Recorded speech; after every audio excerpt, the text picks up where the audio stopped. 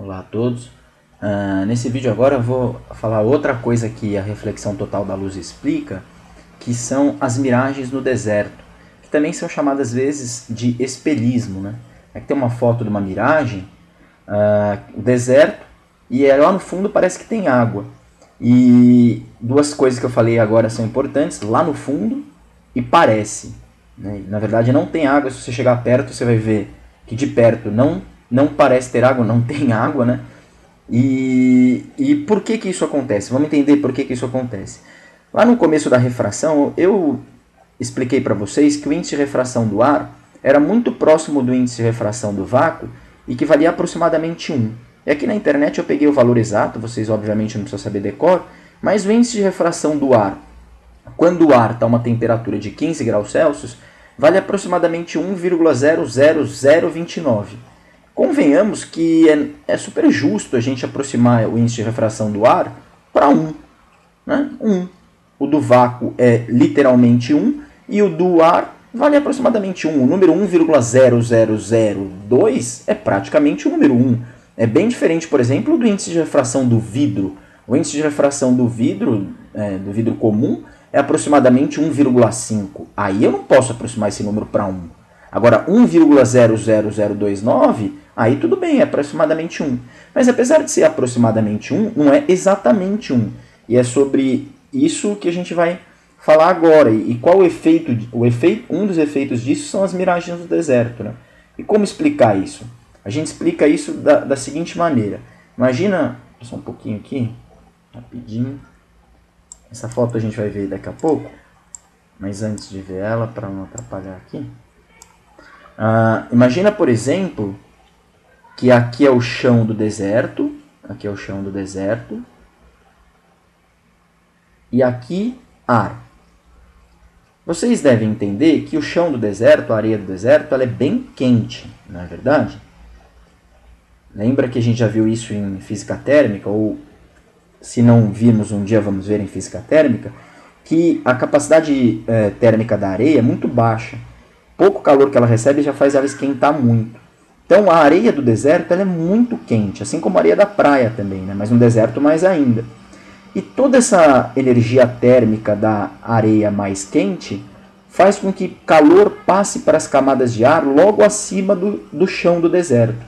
Aqui, para quem está acompanhando, aqui é o chão do deserto, aqui é o chão. E o que eu estou dizendo é que existe ar em cima do chão. Só que vocês devem entender comigo, e isso é simples de entender, que o ar que está mais próximo do chão está mais quente. Não é verdade? Não? Ele está mais quente. Já o ar que está um pouquinho mais afastado do chão está um pouquinho menos quente. Menos quente. E o ar que está mais afastado do chão ainda está menos quente ainda. Então, chama de menos quente. Não que todo esse ar não esteja quente, todo ele está quente, porque a gente está no deserto, afinal, deserto de dia. Deserto de dia é muito quente, então o chão está quente, esse ar está quente, está tudo quente. Mas o ar que está perto do chão está mais quente do que o ar que está um pouquinho acima, que por sua vez está mais quente do que o ar que está um pouquinho acima. O que eu quero dizer é que, por exemplo, vamos supor, para colocar alguns valores, de novo, valores só de ordem qualitativa, para entender o que eu estou querendo dizer, vamos supor que o chão está a 50 graus Celsius. Esse ar que está aqui está em contato com o chão e, portanto, está em equilíbrio térmico e também está a 50 graus Celsius. Já esse ar que está aqui está a 49,9 graus Celsius. Já esse ar que está aqui está a 49,8 graus Celsius. Já esse ar que está aqui está a 49,7 graus Celsius. E assim por diante. Todo ele está quente, mas esse daqui está mais quente ainda. Tá, e o que isso tem a ver com miragem no deserto? O que isso tem a ver com miragem no deserto é o seguinte. O índice de refração ele diminui com o aumento da temperatura. O índice de refração do ar não é exatamente 1. Lembra? A gente vimos na internet que ele vale para 15 graus Celsius 1,00029. Mas isso para 15 graus Celsius. E ele muda com a temperatura. E eu vou colocar alguns valores de novo ilustrativo aqui, só para vocês entenderem. O que eu quero dizer é que o índice de refração do ar aqui, vamos supor que o índice de refração do ar aqui vale 1,00002. Aqui, o índice de refração do ar também não é igual, vale, por exemplo, 1,0003. E aqui o índice de refração do ar vale 1,0004 e assim por diante. Por que ele está aumentando? Porque a temperatura está diminuindo.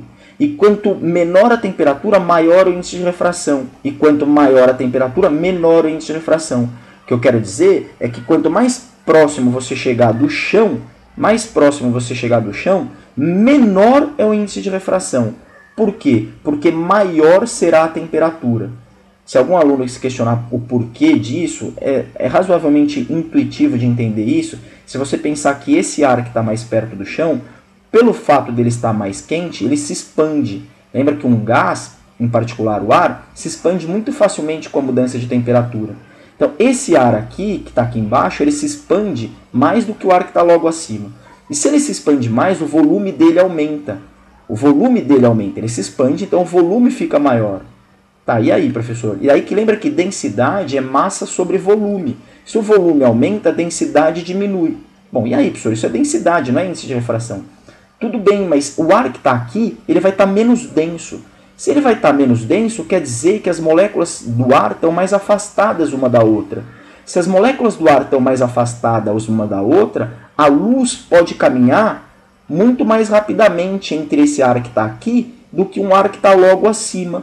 Um ar que está logo acima, as moléculas estão um pouquinho mais perto uma da outra. Então a luz tem mais dificuldade para passar. A luz fica trombando com as moléculas aqui uma com as outras. A luz demora mais para passar aqui. Portanto, a luz passa mais rápido aqui. E lembra que índice de refração é 3 vezes 10 a oitava sobre a velocidade. Aqui embaixo, a luz anda com uma velocidade maior. E, portanto, o ar tem um índice de refração menor.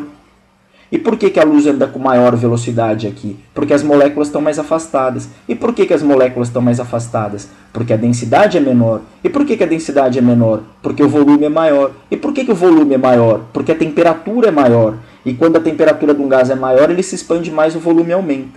Bom, mas como é que isso explica as miragens no deserto? Bom, é simples. Como isso explica as miragens no deserto? É assim, imagina, vamos voltar aqui, e agora vamos colocar só os valores, né? Acho que eu vou usar essa mesma figura aqui. Eu vou usar essa mesma figura aqui e vou apagar essa parte aqui, ó. Vai ficar mais fácil. Aliás, eu vou apagar também Ixi, apaguei o chão. Queria que fosse mais rápido, acho que vai acabar mais demorando. Bom, mas vamos lá. Aqui é o chão. Aqui é o chão. Então eu posso pensar no ar como sendo formado por várias camadas de índice de refração diferente. Esse ar que está aqui embaixo, ele tem um N muito menos, um N muito pequeno. O ar que está logo acima tem um N um pouquinho maior. Olha lá aqui na direita, vai me acompanhando. Ó. N 1,0002 para embaixo, aqui um N um pouquinho maior, aqui um N maior ainda, e aqui um N maior ainda, que eu estou simbolizando por mais, e assim por diante. Eu posso pensar no ar que está acima do chão como sendo formado por várias dessas camadas que o índice de refração vai aumentando. É óbvio que isso daqui é só uma maneira didática de entender. Na verdade, é um contínuo de ar cuja densidade vai mudando continuamente, o índice de refração vai mudando continuamente. O que importa é, quanto mais perto do chão, menor o índice de refração, e quanto mais longe do chão, maior o índice de refração. E tudo isso daqui, lembra que tudo isso daqui é ar, tudo que está aqui é ar. Bom, finalmente vamos chegar lá na miragem. Então agora, deixa eu apagar aqui para ter espaço, vamos pegar, por exemplo,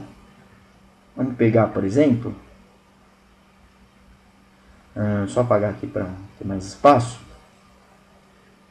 Vamos pegar, por exemplo, uma árvore aqui assim. Vamos supor que tem uma árvore aqui assim. Isso é uma árvore, tá? Perfeitamente desenhado. Vocês sabem que bate a luz do sol nessa árvore. A árvore não é uma fonte de luz primária, não é uma fonte de luz secundária. Então a luz do sol bate nela e espalha, reflete luz para tudo quanto é lugar. Lembra que a árvore, ela sai luz dela, não é luz que ela gera, mas sai luz dela, luz que é refletida por ela. Desses infinitos raios de luz que saem da árvore, alguns raios de luz podem fazer assim, ó. Assim, por exemplo. E esse raio de luz, se a gente lembrar que o ar é formado por várias camadas, esse raio de luz aqui, ele está indo de um N maior para um n menor. E lembra que essa é uma das condições para que aconteça a reflexão total, se esse ângulo for maior do que o ângulo limite. Pode ser que esse ângulo aqui não seja maior do que o ângulo limite, mas se eu pegar um outro raio de luz aqui, ó, assim, aí pode ser que esse ângulo aqui, ó, seja maior do que o ângulo limite. Então, aí nesse caso, se esse ângulo for maior do que o ângulo limite, aí satisfez as duas condições. Quais condições, professor? Aquela que a luz está tentando ir do n mais para o n menos, porque ela está indo ela está numa camada de ar que tem índice de refração maior e tentando ir para uma camada de ar que tem índice de refração menor, apesar de ser ar e ar tem índice de refração diferente, e ela está incidindo com um ângulo maior do que o limite. Se ela está incidindo com um ângulo maior do que o limite, esse raio de luz, o primeiro aqui, passou, mas esse não. Esse, como o ângulo é maior do que o limite, volta. E se ele volta, pode ser que tenha uma pessoa aqui, um observador, e lembra que pessoa em ótica é representada por um olho, pode ser tem uma pessoa aqui que vai ver esse raio de luz que saiu da árvore vindo daqui, ó. Acompanha aqui o raio de luz, ó. A pessoa vai achar que esse raio de luz está vindo daqui. Portanto, a pessoa vai achar que a árvore está aqui, de ponta cabeça. A árvore vai parecer estar aqui assim, ó, de ponta cabeça. Então a pessoa vai achar que a árvore está aqui de ponta cabeça. Mas ora, o que no nosso dia a dia faz com que a gente veja uma árvore de verdade e uma árvore de ponta cabeça logo abaixo? Uma situação do nosso dia a dia em que isso poderia acontecer é a situação, por exemplo, se a gente estivesse perto de uma superfície de um lago. Não é verdade? Se você está perto de uma superfície de um lago, não é verdade que você vê a árvore aqui em cima, mas essa árvore também fica refletida nas águas do lago? E como no nosso cérebro a gente tem a lembrança de que para aparecer uma árvore em cima e uma árvore embaixo, o que tem que ter aqui tem que ser água, o nosso cérebro acha que pelo fato de ter uma árvore aqui e uma árvore aqui, aqui tem água. Só que aqui não tem água. Aqui, né, na verdade, aqui, ó. Aqui não tem água. Aqui tem ar. São só duas camadas de ar. Mas como aquilo que reflete e que faz com que fique um objeto para cima e um objeto para baixo, geralmente acontece no nosso dia a dia como sendo fruto da gente estar observando alguma coisa que está sobre uma superfície de água, a gente associa o fato da gente ver uma árvore em cima com uma árvore embaixo como se aqui tivesse água. E aí a gente olha lá longe e acha que aqui tem água. Só que isso é uma miragem, porque não tem água. Na verdade, isso daqui é fruto do fato do ar aqui. No deserto, o ar é muito quente. E aí essa diferença de índice de refração acaba propiciando a reflexão total da luz. E a reflexão total da luz faz com que isso fique parecendo uma superfície com água. Que é por isso que a gente vê aqui ao fundo aquela água lá. Ó. Isso não é água, na verdade. E por que é ao fundo? Porque se a gente chegar perto, se o nosso olho chegar aqui perto, ó, a gente estava lá longe. Aí a gente viu e achou que isso aqui era água. Agora, se a gente pega e começa a se aproximar, agora o raio de luz que chegaria no nosso olho, esse raio de luz que chegaria no nosso olho para refletir, ele não reflete mais. Por quê? Porque agora esse ângulo aqui, ó, não é maior do que o ângulo limite mais. Antes ele era maior do que o ângulo limite porque estava bem longe, o raio chegava bem inclinado, esse ângulo era maior do que o limite. Agora não, agora esse ângulo ficou pequeno. Se esse ângulo ficou pequeno, ele não reflete mais no nosso olho, ele refrata. E se ele refrata, ele não vai mais ter a impressão de... Se ele tivesse refletido, ia ter a impressão de que a árvore veio aqui de baixo, né, que é o espelhismo, por isso que isso também é chamado de espelhismo. Mas agora ele não reflete mais, porque esse ângulo não é mais do que... ele não é maior do que o ângulo limite. E só vai ser maior do que o ângulo limite se chegar bem inclinado. E só vai chegar bem inclinado se você estiver bem longe. Por isso que a gente só vê as miragens de longe, para que o raio chegue tão inclinado que o ângulo fique maior do que o limite. Se o ângulo ficou maior do que o limite, ele reflete. Se ele reflete, vai dar a impressão que está vindo de baixo. Se der a impressão que está vindo de baixo, a gente vai ver uma imagem refletida. E se a gente vir uma imagem refletida, a gente vai achar que aquilo é a superfície da água.